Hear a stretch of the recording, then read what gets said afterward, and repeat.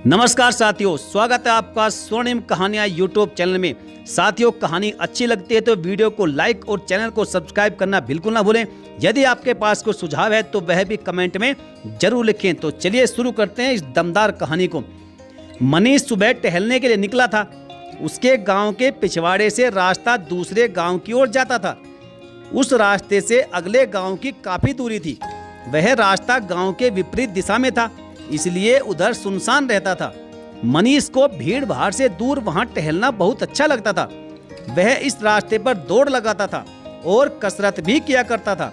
मनीष जैसे ही अपने घर से निकलकर गांव के आखिरी मोड़ पर पहुंचा तो उसने देखा कि सामने एक लड़की एक लड़के से गले लगी हुई है। मनीष रुक गया था। दोनों को देखकर उसके जिस्म में सनसनाहट पैदा होने लगी थी।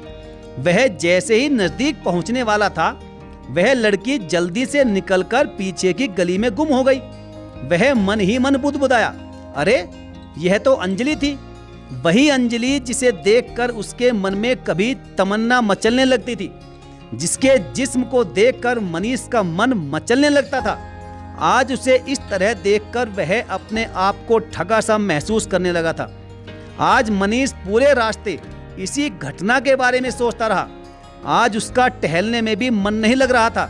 वह कुछ दूर चलकर लौटने लगा था। वह जैसे ही घर पहुंचा कि गांव में शोर हुआ कि किसी की हत्या हुई है। सभी लोग उधर ही जा रहे थे। मनीष भी उसी रास्ते चल दिया था। वह हैरान हुआ क्योंकि भीड़ तो वहीं पर जमा थी जहां से अंजलि निकलकर भागी थी। एक पल को तो उसे लगा कि भीड़ को सारी बात सच बता दूं, पर वह चुप रहा। सामने अंजलि अपने दरवाजे पर खड़ी मिल गई। शायद वह भी बाहर हो रही घटनाओं के संबंध में नजरें जमाए हुए थी। मनीष ने उसे धमकाते हुए कहा, मैंने सब कुछ देख लिया है। मैं चाहूं तो तुम सलाखों के पीछे चली जाओगी। अंजलि ने हाथ जोड़कर गिड़गिड़ाते हुए कहा, अपना मुंह बंद रखना, मैं तुम्हारी एहसानमंद रहूंगी। तभी मनीष बोला, ठीक है, आज शाम 7 बजे झाड़ी के पीछे वाली जगह पर मिलना। मैं वहीं पर तुम्हारा इंतजार करूंगा। अच्छा, लेकिन अभी जाओ और घटना पर नजर बनाकर रखना। मनीष वहां से चल दिया। घटना स्थल पर भीड़ इकट्ठा हो गई थी। कुछ देर बाद वहां पर पुलिस भी आ चुकी थी। पुलिस ने हत्या के बारे में थोड़ी बहुत जानकारी लेकर लाश को पोस्टमार्टम के लिए भेज दिया था। मनीष अपने घर लौट आया था। मनीष अंदर से बहुत खुश था कि आज उसकी मनोकामना पूरी होगी और फिर हत्या कैसे और क्यों की गई है, इसका राज भी वो जान पाएगा। उसके मन में बेचैनी बढ़ती जा रही थी। आज काम में उसका बिल्कुल भी मन नहीं लग रहा था, इसीलिए समय बिताने के लिए वह अपने कमरे में चला गया था। मनीष तय समय पर घर से निकल गया था। जाड़े का मौसम होने के चलते अंधेरा पहले ही हो गया था। मनीष तय समय पर पहुंच चुका था। तभी उसकी ओर एक परछाई आती हुई नजर आई। मनीष थोड़ा डर गया था। परछाई जैसे जैसे उसकी ओर बढ़ रही थी, उसके मन में डर भी खत्म हो रहा था, क्योंकि वह कोई और नहीं बल्कि अंजलि थी। अंजलि के आते ही मनीष ने उसके दोनों हाथों को अपने हाथों में थाम लिया था। कुछ पल के बाद उसे अपनी आगोश में भरते हुए उसने पूछा, अंजलि, तुमने जितेंद्र की हत्या क्यों की? उसकी हत्या मैंने नहीं की। उसने मेरे साथ सिर्फ शारीरिक संबंध बनाए थे, जो तुम देख चुके हो। हाँ, लेकिन फिर हत्या किसने की है? अंजलि अपनी सफाई देते हुए बोली, शायद मेरे जाने के बाद किसी ने हत्या कर दी हो। यही तो मुझे भी समझ में नहीं आ रहा है और इसलिए मैं डर रही थी और तुम्हारी बात मानने के लिए राजी हो गई। मनीष ने सवाल किया, क्या उसकी किसी से दुश्मनी रही होगी? अंजलि बोली, मुझे नहीं पता, अब तुम ही पता करो, ठीक है? वह बोला, ठीक है, मैं पता करता हूँ। अंजलि बोली, मुझे तो डर लग रहा है कहीं मैं इस हत्या में फंस ना जाऊं। मनीष बोला, मेरी रानी, डरने की कोई बात नहीं है। मैं तुम्हारे साथ हूँ, मैं तुम्हारी मदद करूँगा। बस तुम मेरी जरूरतों को पूरा करती रहो। मनीष के हाथ उसकी पीठ से फिसलकर उसके अंगों को छूने लगे थे। थोड़ी सी नानुकुर के बाद जब मनीष का जोश ठंडा हुआ तो उसने अंजलि को अपनी पकड़ से आज़ाद कर दिया। मनीष ने अगले सप्ताह रविवार को मिलने के लिए अंजलि से वादा किया था। अंजलि राजी हो गई थी। इधर अंजलि के मन का बोझ थोड़ा शांत हुआ कि मनीष को समझाने में वह कामयाब रही। मनीष को मुझ पर शक नहीं हुआ है। वह हत्यारे के बारे में पता करने में भी मदद करेगा। अब अंजलि और मनीष के मिलने का सिलसिला जारी हो चुका था। मनीष एक प्राइवेट स्कूल में पढ़ाता था। अभी उसकी शादी नहीं हुई थी। अंजलि महसूस कर रही थी कि मनीष दिल का बुरा नहीं है, उसकी सिर्फ एक ही कमजोरी है कि वह हुस्न का दीवाना है। कई बार अंजलि महसूस कर चुकी है कि आते जाते मनीष उसे देखने की कोशिश करता था, लेकिन वह जानबूझकर शरीफ होने का नाटक करता था, इसलिए औरों की तरह वह मेरा पीछा नहीं कर पाया था। जितेंद्र की हत्या की जांच कई बार की गई, लेकिन यह पता नहीं चल पाया कि उसकी हत्या किसने की थी। पुलिस द्वारा जहरीली शराब पीने से मौत की पुष्टि करके तकरीबन उसकी फाइल बंद कर दी गई थी।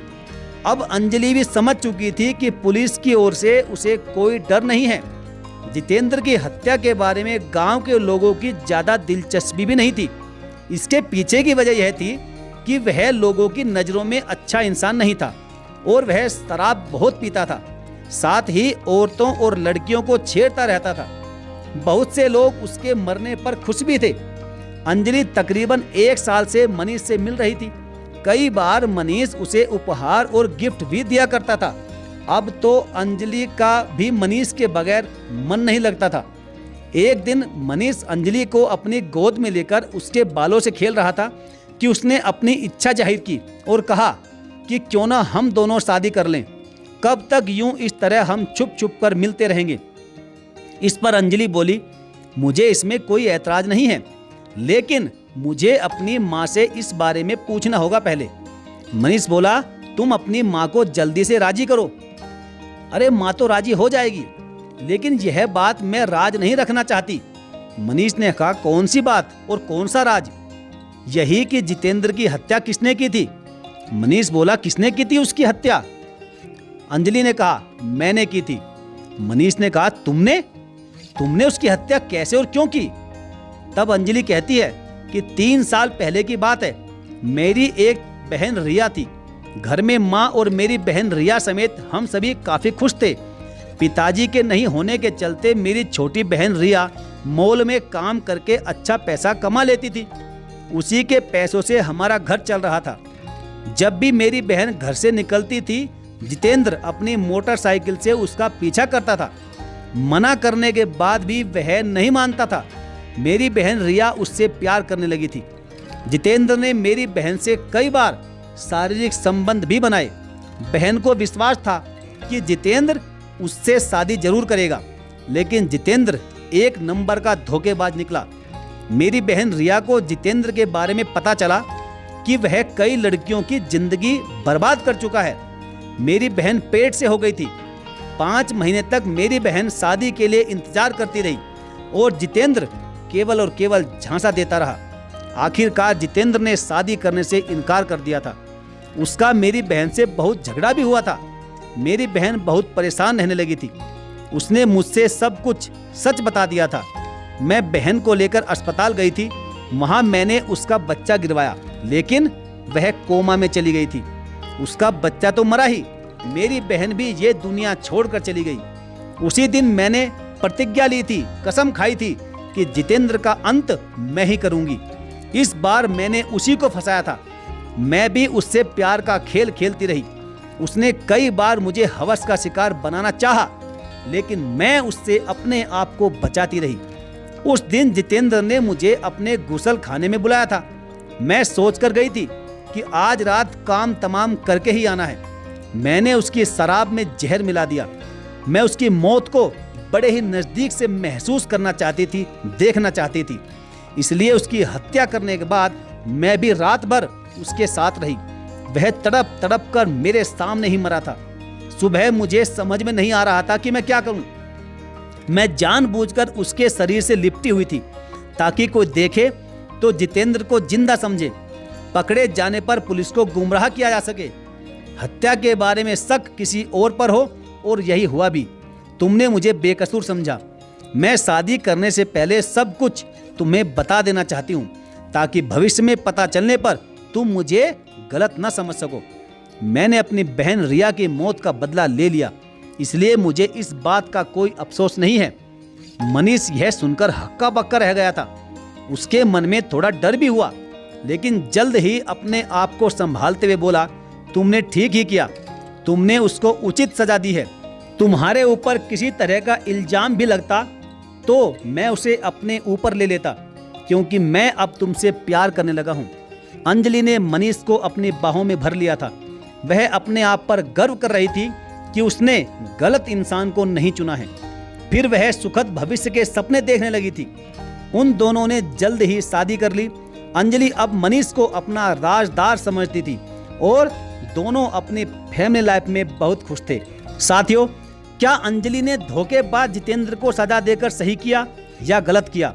आपके जो भी विचार हैं आप हमें कमेंट करके जरूर बताएं और कहानी कैसी लगी वह भी लिखें। साथ ही साथ यदि आपने अभी तक चैनल को सब्सक्राइब नहीं किया तो सब्सक्राइब करके बेल आइकन को जरूर प्रेस कर लें। तो चलिए साथियों, मिलेंगे फिर और किसी बेहतरीन कहानी के साथ। तब तक के लिए धन्यवाद। जय हिंद।